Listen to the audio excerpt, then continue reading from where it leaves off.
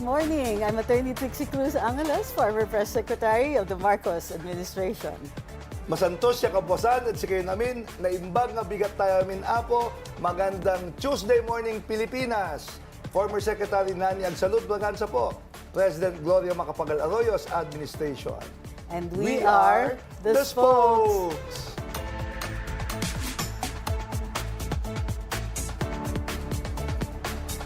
From the Palace Halls to our group chats now. We will be giving you perspectives from an insider's position standing behind the podium.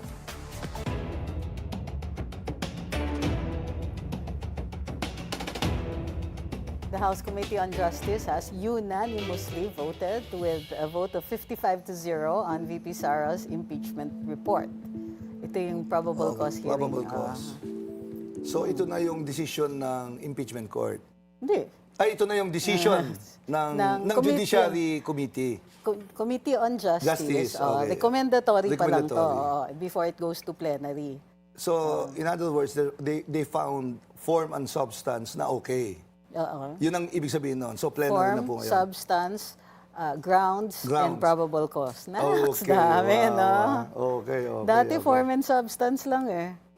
Yes, diba? at least during our time before, yes. 19th Congress lang naman nagbago. Ano no? Last Congress lang nagbago, in the 19th Congress. In the 19th Congress. Bago yung rules. So sila yung nag-set na. Is this the one that was questioned in the Supreme Court? Yung No, the rules na yun, weren't questioned. The procedures sa plenary was questioned. Okay. Remember? Okay. Yes. Yeah. Wala daw due process. Walang due process. Sinasabi naman po namin palagi rito, no? Rule of law, due process, equal protection under the law. Yun lang naman po.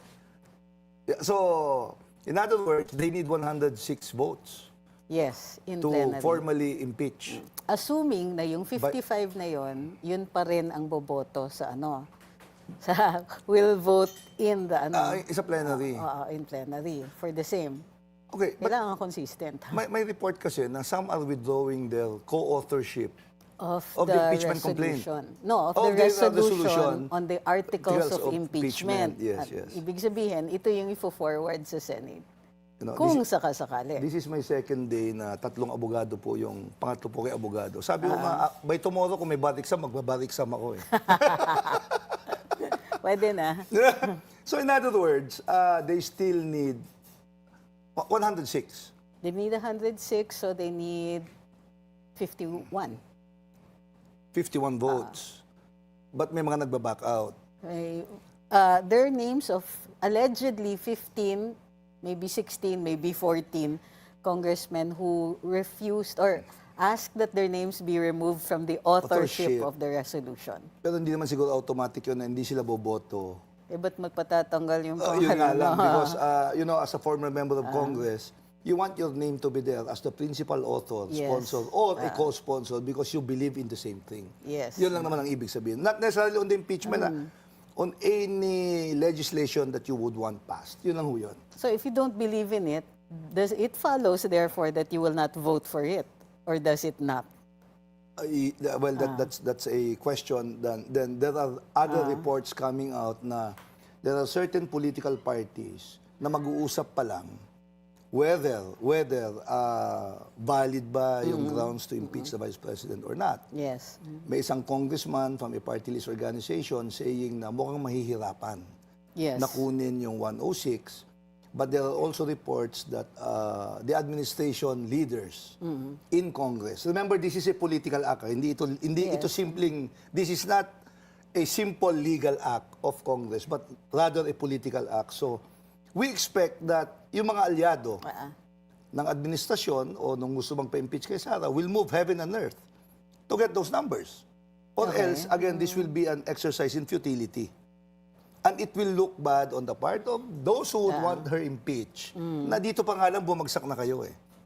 Well, this is the first time we're seeing that there's an actual struggle in getting the number of signatures. Last year, di ba, overnight sensation siya.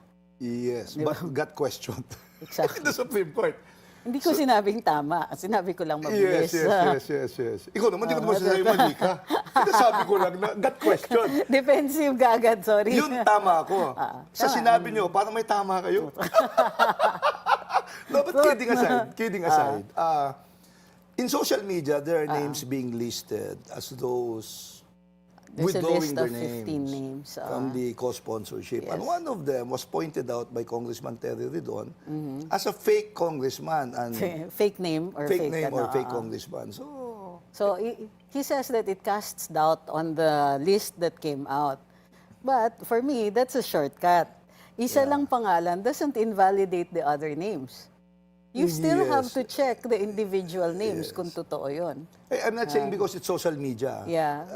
May Posibleng may nagmadali eh. May nagmadali, may naglalaro. But you know, at the end of the day, by May 11 ata, this will now be discussed sa plenary. Yes. So that would be next week. Anticipated yan, Monday. Anticipated next week. So will we see fireworks? Parang will we not see fireworks? Tingin ko the rule will be there will be fireworks. Tingin ko kasi walang ano eh. This is so different from the 19th Congress. Kasi doon, the question lang was how quickly, di ba, it would be. Remember, it was a caucus. Hindi naman nagpatawag. In fact, that found its way into the Supreme Court decision. There was no session that was called. Yeah. They called for a caucus that suddenly became a session that suddenly became a determination of probable cause. So, well, before I ask you what are your expectations, ako kasi as a former member of Congress and being a part of an impeachment process before, malaking debate yung sa plenary. Okay. In this particular instance, ang nakikita ko lang po, wala naman akong inside information, is magkakaroon ng debate again doon sa how the process of impeachment was conducted. Yes. At the plenary. Yes, so definitely, that would probably include rules that are questionable. For instance, something to that effect. No? You start with the 4 impeachment complaints or 6. Yes. Yung dalawa that were accepted on the 2nd of February and not on the 6th of February. Yes. Diba? That's questionable. So, the question that will arises there is, dun ba sa pagtanggap ng dalawa, nag-toll na yung period? Tumakbo na o tapos na. Something like that. Meaning, yung later na impeachment complaints, pwede bang tanggapin yun? Question lang, attorney. Minerge ba yung mga impeachment complaints versus the Vice President? After so it was the merged. hearings sa Committee on Justice. After the hearing on the Committee on Justice. So, yun po yun. Ako ang ini-expect ko, there will be fireworks. Yeah. As far as the plenary is concerned. Diyan mo makikita kung sino yung boboto, hindi boboto. At meron mga mananahimik dyan. Surprise na lang yan. So, kayo naman po, anong expectations nyo? Will this pass the test of the lower house, then subsequently transmitted to the Senate? Hindi ko kasi nakikita yung... in fact, I think that the struggle will be really in getting the number of votes. So, merong mga magtatayo doon to provide an impetus. In other words, kung merong mga nagwa-waiver, yes. So, tatargetin mo yun. And then, you will argue that the findings, for example, of the Committee on Justice or the presumption na regular yung pagtanggap ng later impeachment complaints, these can be discussed to be persuasive to the other congressmen. Okay. Putting numbers into those, di ba? The original impeachment filed against BP Sara, 215 votes yun. Now 106.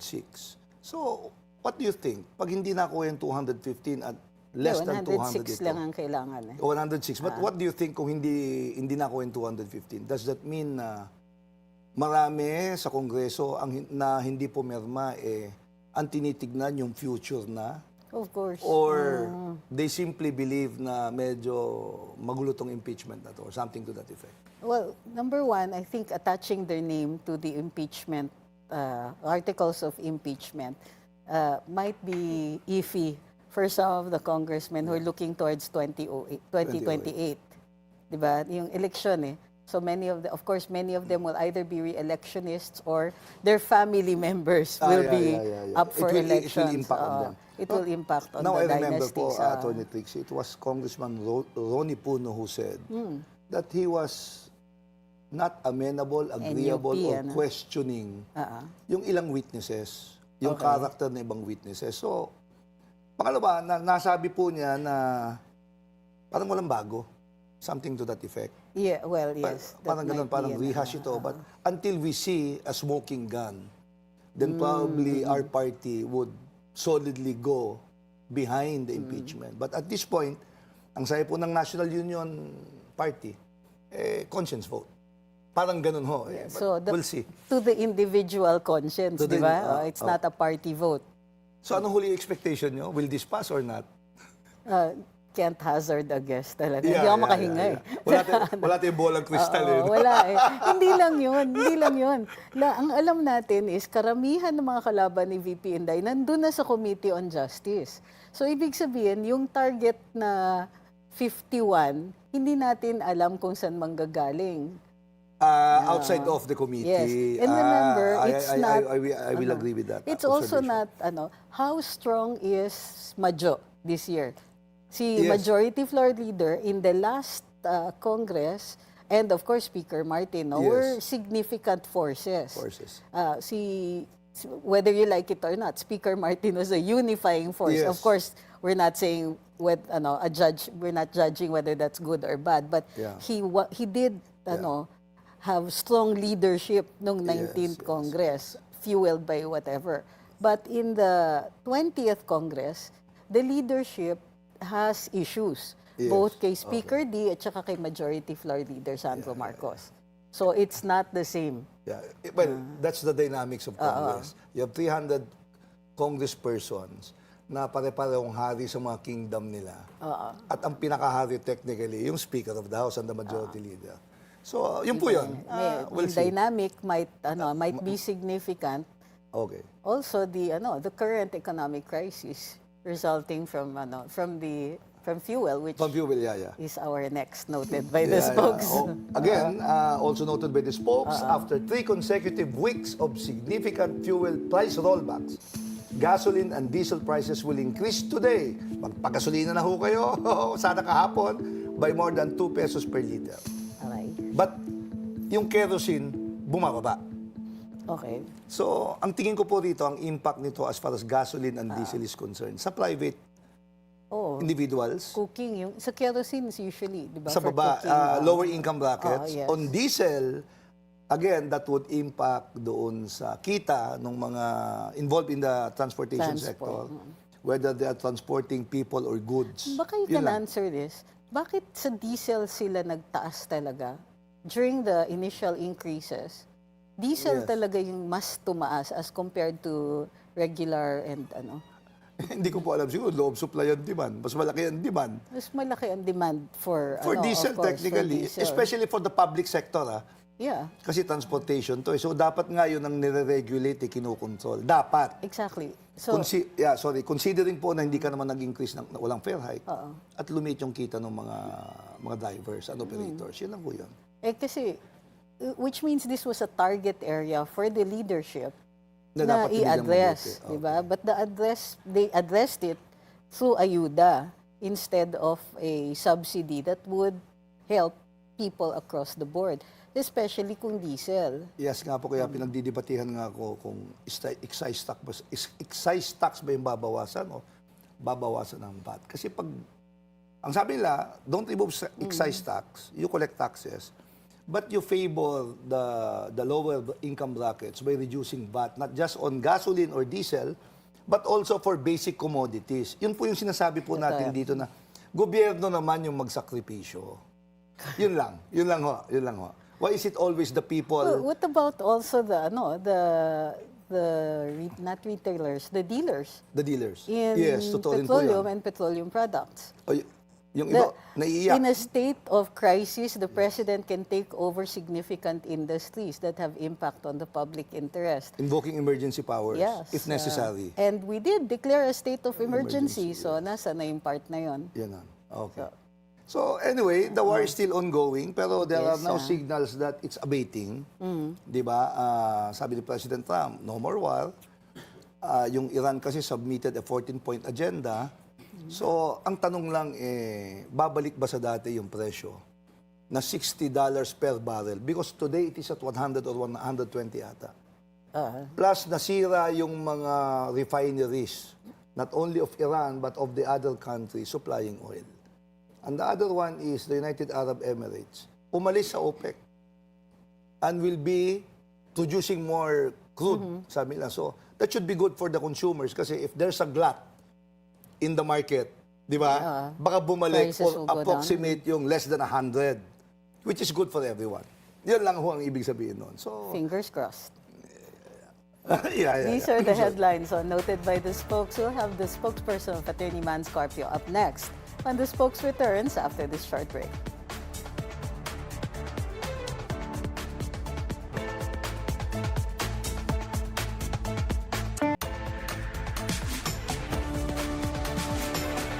And the spokes is back. He was a party list representative in the 17th Congress and a social media personality, has over 310,000 followers on Facebook.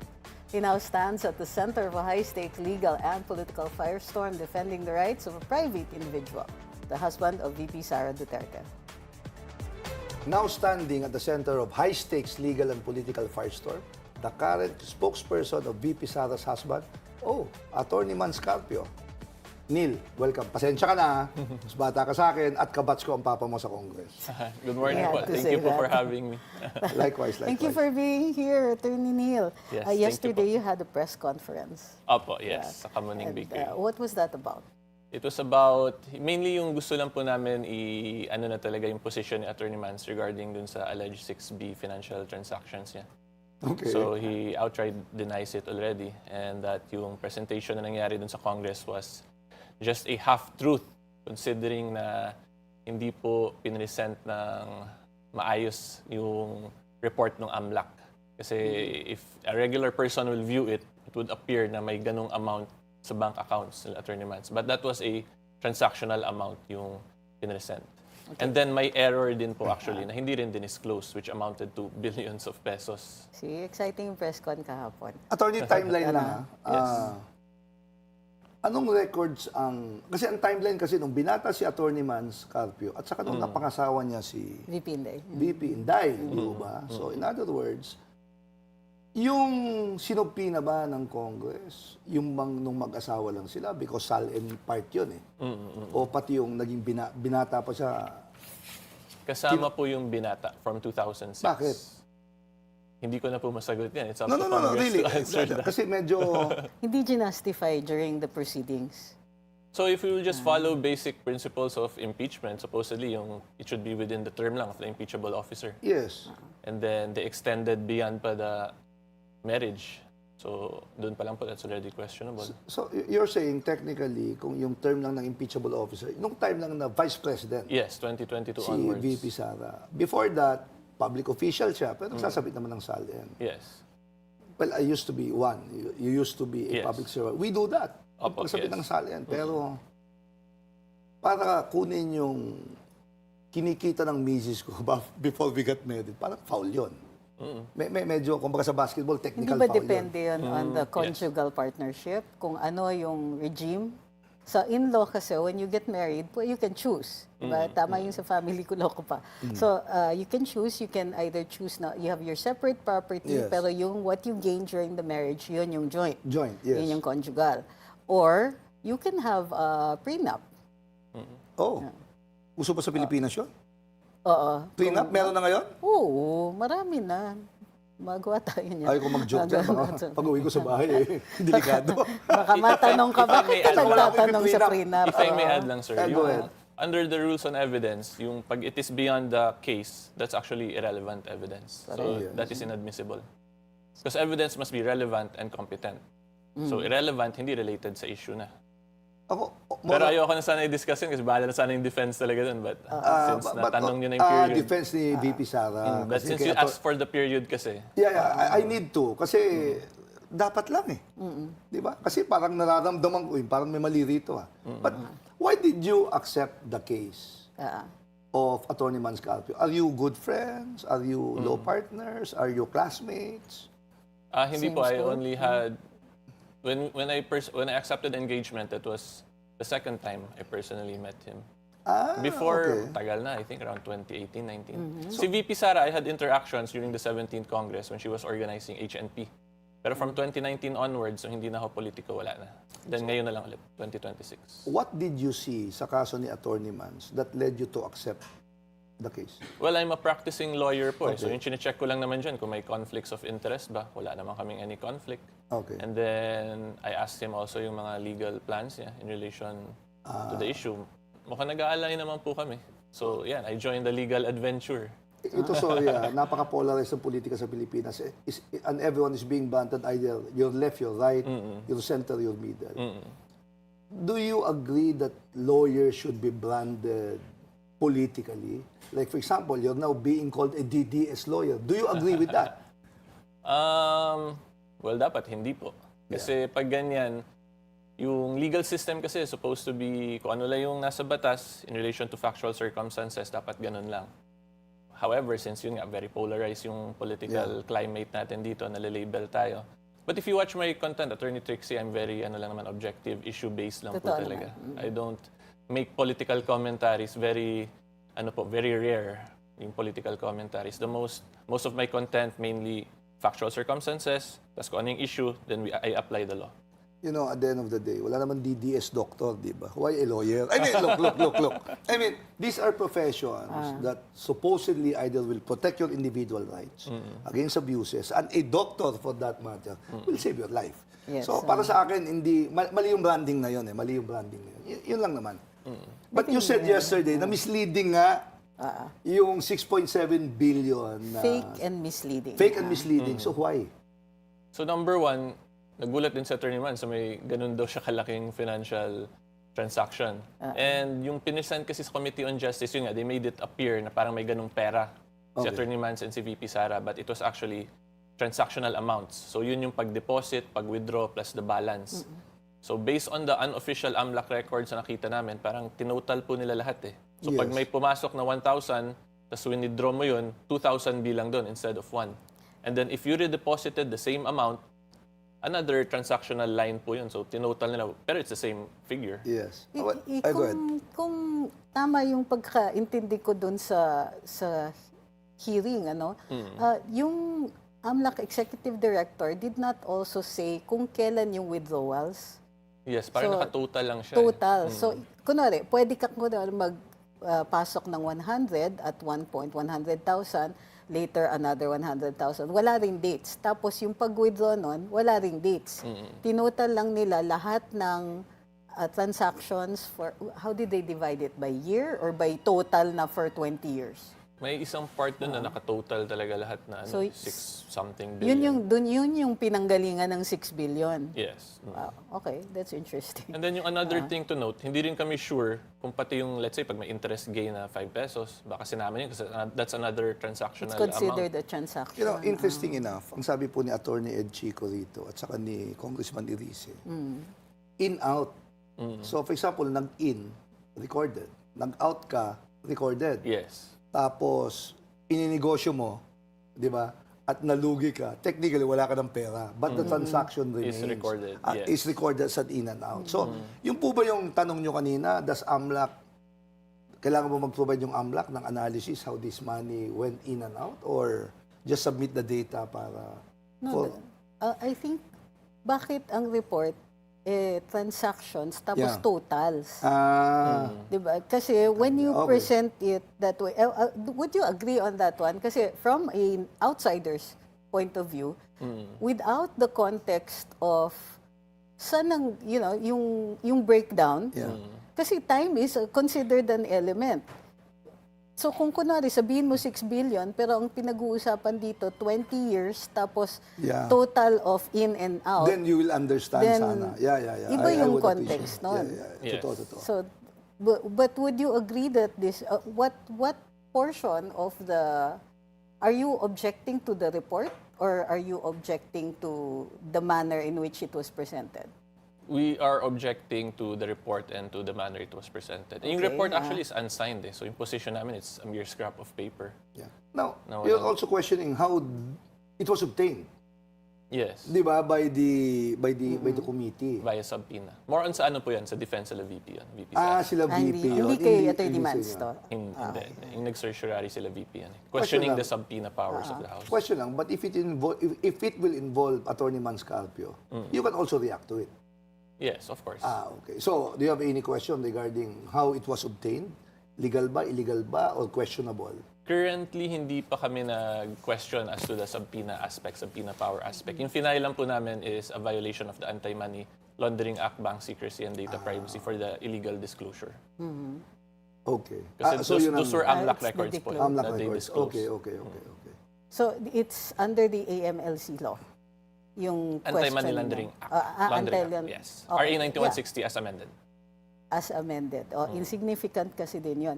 Ang sinasabi ng ibang mga congressmen is that there's a Supreme Court case, February 2021, that says na pwede naman i-disclose yung mga yon. So, what is your position on this? Yung amendment po kasi was January 2021. Yes. Yung RA 11521. So yung Supreme Court decision, if it was February, most likely the law based on that jurisprudence was the old law as not yet Yes, amended. So of course, the amendatory provisions will supersede the decision. Kasi wala pang actual interpretation of the new provisions of the law. Okay. What about yung sorry. No. I'm curious lang kasi in the case of BIR, di ba yung mga ITR, Yes. the committee voted not to open it because under the rules is if it's in aid of legislation, pwede.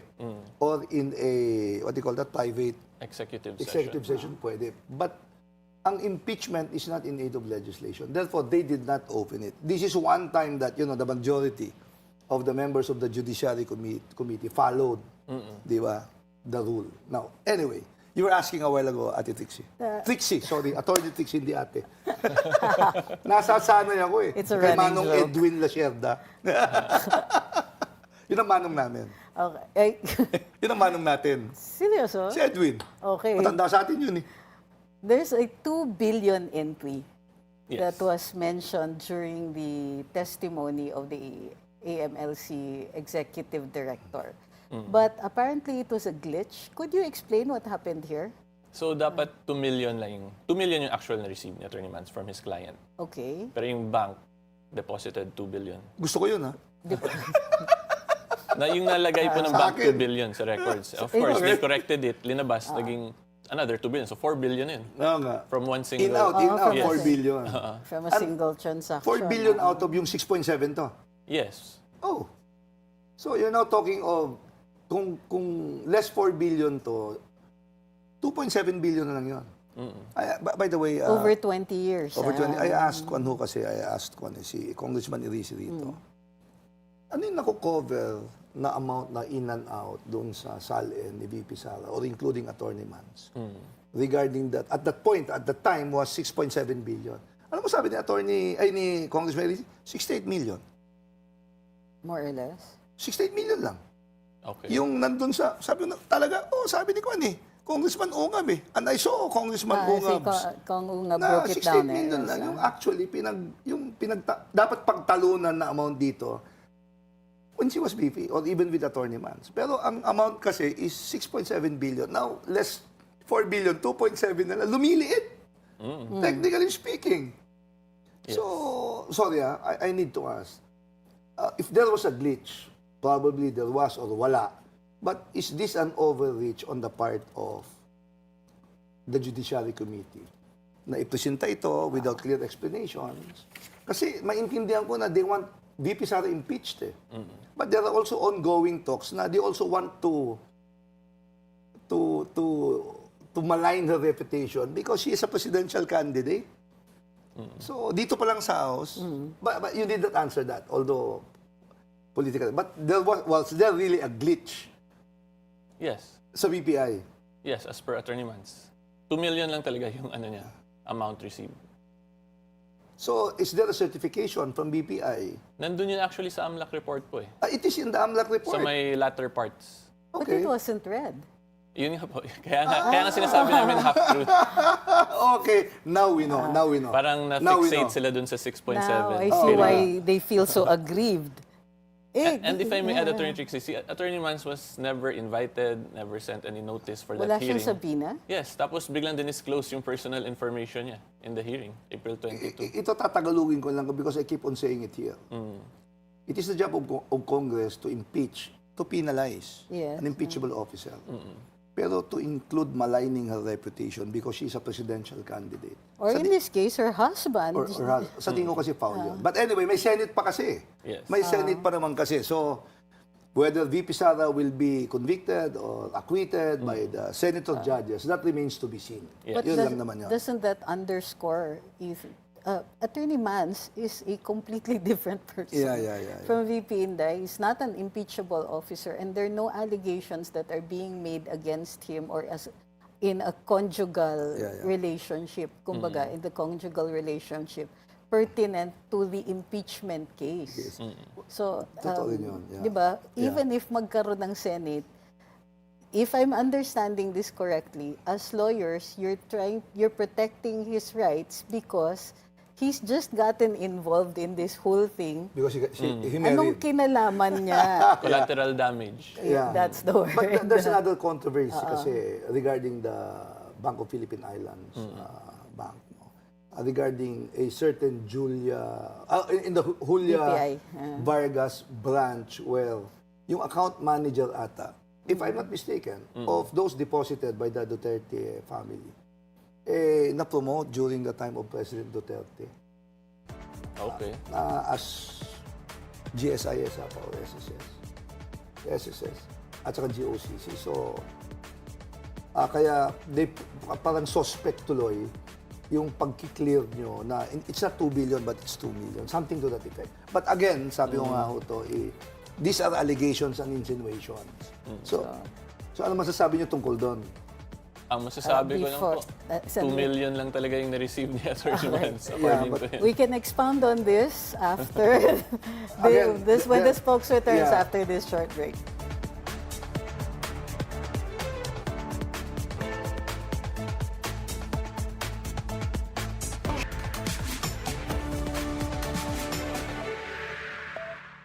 And the spokes is back, still with Attorney Neil. Our hanging question, your take on the reports that former BPI Julia Vargas branch manager, where the accounts are allegedly maintained, was later appointed by former President Duterte in top government positions. Okay. So, Thank you for that reaction. Next question.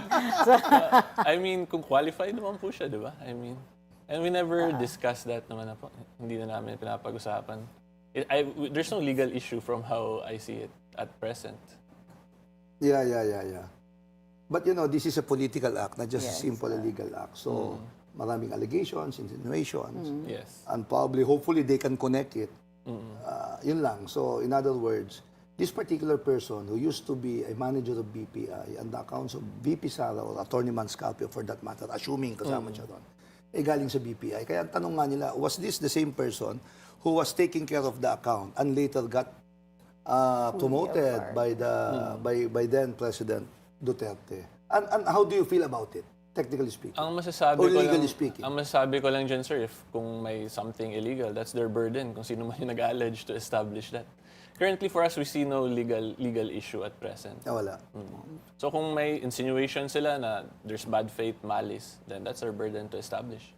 Kung sino man po yan yung nag-insinuate. Tama ba intindi ko, Atty. Trixie, that it is the job of the prosecution to prove guilt? Yeah. Yes. Diba? At saka- Because Innocence is constitutional presumed, right po is to be presumed innocent. Yun yung presumption. So in other words, they can say all they want as long if they cannot prove it, that's garbage. Yes. If they can prove it, that's another story. Yun lang ang gusto sabihin. At least in a regular court. Because this is not a regular court. It's impeachment. Di ba? It is a political court, technically speaking. And yes. and Attorney Mans is not being impeached. Yes. Di ba? And if I may add, si Attorney Mans naman po is ready to answer in the proper venue as needed. So, prepared naman po yung legal team niya. Pakitanong na lang paano may 2 billion siya at yung 2 million pala. Because I would want to experience that also. Gastusin mo kagad. Tignan Di ba? natin. Bakit may 2 billion ka? Huwa! Di ba? Di ba? Bilyonaryo ka na bigla. 6.7 billion nga daw po. Oo nga. Well, anyway. Sana humingi tayong balato pala. So, Congress claims na yung reason kung bakit na-acquire nila lahat itong mga to was through their oversight powers. Tama ba yun? Teka, Yung oversight subpoena? ba? Or because in the rules sa impeachment, pwede silang mag-coercive Subpoena, orders. Section 7 So, po yan, pwede na siya. internal rules sila. So, but do you think that this applies to Attorney Mans? Yung masasabi ko lang po, if we look at the Anti-Money Laundering Act, it's absolute yung confidentiality, Section 8A, shall not disclose in any manner. Then if you read the entire law as amended, there's no any exception provided by Congress. So yun lang po yung ina-enforce talaga namin na right that was given to Attorney Mans by Congress themselves. You know, I remember very well yung pinatawag na bank manager, Bank of Commerce ata, during the time of impeachment ni Justice Corona. Okay. Hindi bumigay. Hindi bumigay. They refused. He refused to answer. At magaling sumagot. You know, and you know, in the end, Justice Corona was convicted, Yes. but acquitted doon sa mga Sa administrative court. cases niya. Sa court rin. So, do you expect the same here na posible magkaroon ng conviction but later on ma-acquit si VP Sara, or do you see na hindi siya makukonvict? Ano po yan, sir? Speculative na yan eh. Yeah. Kasi we're just really looking at it on a legal issue basis. Tapos, step by step lang. Mahirap po. I'm assuming the defense of VP Sara will do their best to present her case. So, yun lang po yung ano natin ngayon. It's a lingering question kasi ito. Are you trying to explain what is your primary objective? Explain yung how the money came in and out, or primary defense is the process by which those informations were acquired? Kami sa side po yun. Sa side po nyo, Atty. Mans. Yung primary objective po namin is to fully protect his right to life, liberty, and property. Okay. So if we see individuals... Guaranteed by the Constitution. Yes. So if we see individuals na committing a criminal act or an illegal act, we will fully exhaust all available legal remedies. Yun po yung main objective namin.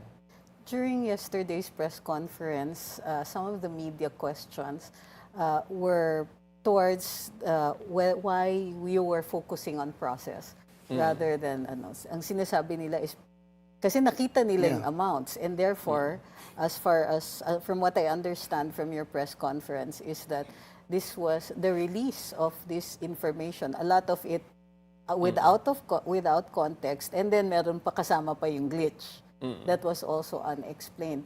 So how did you answer this? Hindi ko narinig yung part na yan. How did you answer the concerns of the media with regard to why you're allegedly using the process when there were numbers that were already being bandied around?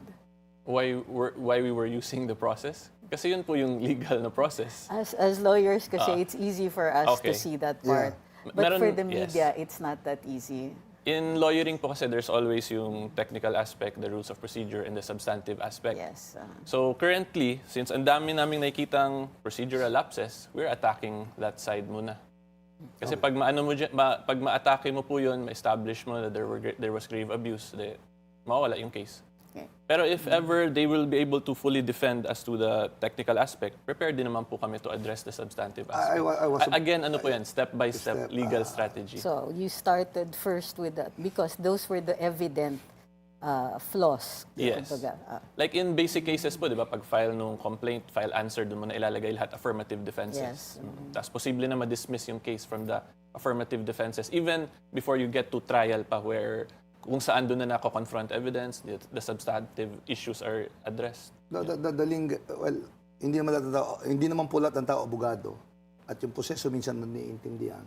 And it's now very public with the advent of TV at saka social media. Kaya there is this lingering question. I-explain nyo na lang kung paano nakuha yung perang yan. Kasi yung proseso, kasi wala naman kayo tinatago, di labas nyo lang. I mean, yun lang kasi yung... Yes. Understandable. Yun lang naman yung yun lang naman yung nagpo-push sa mga lay person regarding this particular issue.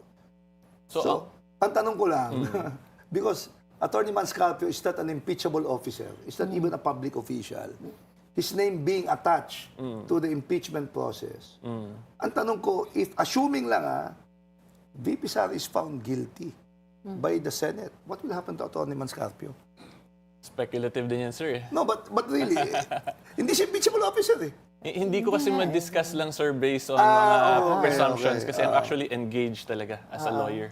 Part of his legal team and spokesperson. Hindi siya pwede mag-speculate. Okay, ito abogadong to, di chismoso. Yes. Wala pong marites. Even in my content, sir, lagi ko na-mention yan. Huwag tayo magmarites. There was a portion na there seemed to be people seemed na parang may feeling na there was a warning against media. Could you please clarify what happened yesterday? Hindi po yun actually warning. That was just us informing the media na may ganong provision. Kasi hindi natin alam, baka magkamali sila ng disclose. Tas, in simple terms, baka maging fall guy sila. So, yun lang, para maging maingat lang din. So, kasi very strict po yung terms ng pinrovide ng Congress eh. So, hindi natin alam pa ano yung limitations at present, di ba? So, we're reminding the media to just be mindful. Kasi ayaw namin na magka-problem din sila. Pero it's not for, yung point namin doon, hindi namin sila tinatry i-censor. Kung may prior restraint man, that's from the provision of the law enacted by Congress. Kasali ang Bilyonaryo news dyan, siyempre. Lahat po ng media personalities. Sama. Okay. This is the portion of our program where we ask tough questions. So, question, bakit after 2 weeks lang kayo nag-react dun sa ano? Siyempre, 2 weeks ago pa yung bakit daw hindi dinenay? Bakit hindi nag-file ng case? kaagad? Bakit hindi nag-file ng case kaagad? If you notice po yung answer ko all this time, we're really taking it on a rule of law na angle. So, yung sa April 22 hearing, paglabas po ng information, lahat personal info ni Atty. Mans, we requested already a copy. Hindi po kami binibigyan.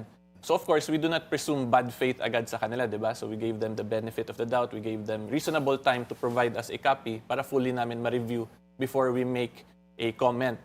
Pero it's, masyado na pong napolitika. So yan, nag-refute na po directly si Atty. Mans kahapon. Linabas namin yung official statement. So we gave them reasonable period to provide us a copy. Kasi since wala nga po, yan. Nauna na kami para matigil na yung political noise. Again, uulitin ko lang yung tanong, since all media outfits, di ba? Kasama ba talaga yung Bilyonaryo nyo sa winawarningan nyo? Kasi, look, this news channel also came out with those information kasi. Hindi namin wina-warning yun, ma'am. We're just reminding. Pero I mean, kung subtle way of saying it. Hindi naman. Kasi hindi naman po kami yung gumawa ng batas eh. Yes. It's the Congress. Yeah. Diba? So we're just pointing it out para to avoid issues for everyone. Even social media personalities, any person pa bawal mag-disclose actually. At yung bawal i-disclose yung information, di ba? Even if it had been previously disclosed by somebody else, di mo pwedeng ulitin? Yes, kasi any information po eh. So kung nagkaka-commentaries na, that can be considered as kung new inulit ng information. Bilyonaryo, paano kung live? Makakasuhan kami. Kakasuhan nyo kami. Paano kung live?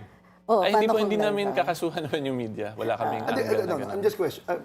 Based on your statement. Ganito, sir. If you look at...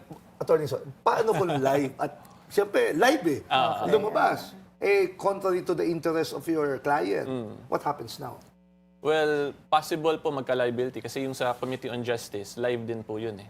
Pero titingnan din naman namin yung mindset talaga nung pag-publish, kung meron bang intent to besmirch, may insinuations, gano'n. Hindi naman po kami mag-censor ng basta-basta lang. Yes. And if I may add lang, sir, if you look at RA 9160, it was enacted in a way as amended to avoid political persecution po sa Section 16, nilagay nila yun. So I'm assuming kaya may media prohibition din in relation to that, yung anti-political persecution na provision. Like for example, in this particular case, ang sabi kasi na yung mga kumpanya nung mag-asawa from 3 to 9 to 10 in 2025. That's already within the covered period ng term ni VP Sara. What can you say about this? From 3 to 10? From 3 companies before being VP, jump to about 9 to 10 as of 2025. So, ang sabi ko lang dyan, sir, hindi naman illegal magnegosyo eh. Diba? So, that's also one way of helping the economy kasi it promotes employment, income, payment of taxes. Let me clarify this question because medyo unfair, no? If you're a member of the cabinet, nagkokon ka eh, what do you call that? you remove yourself. Divest. You divest, Divest, di ba?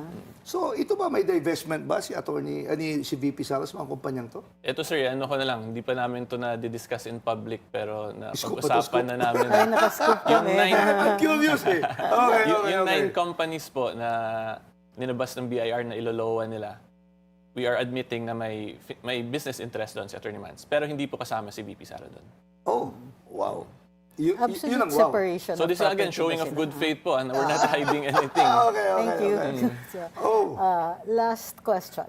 If Attorney Mans's tax records are subpoenaed in the Senate, how will your camp oppose it, if ever? Oppose it? If, Hindi naman po oppose yung priority namin, ma'am. Titingnan lang muna namin kung what they are doing is legal and constitutional. Kung makita naman namin legal and constitutional, we will comply. Okay. Hindi po oppose yung first priority namin. Let me clarify. Yung Congress, hindi kailangan mag-divest eh, di ba? Except you cannot practice law when you're a congressman. Tama You ba? cannot personally appear. Appear, Pwede yes. appear. Klaro ko lang. But when you're a member of the cabinet, you have to divest. Iba po yung sa executive. Or executive. Yeah, okay. Well, anyway, sorry na ubusan ng oras. Nice to see you. Nice to meet you. Say hi to your dad. Kabatch ko po kasi. Opo, thank you po. Thank you Ang for rule having me. namin sa house dati, walk with the giants. When you're a neophyte and your dad was one of those giants. So, yun lang. Okay. Thank you very much, Attorney Neil. Thank you po. So ulitin ha. Opo. When questions about money are met with arguments about due process, the issue transforms into equal protection and due process. What is at stake is not just privacy, but whether that privacy can stand against demands for public accountability. I'm former Secretary Hernani Braganza po. I'm former Press Secretary Attorney Trixie Cruz-Angeles, and And we are the Spokes. Spokes.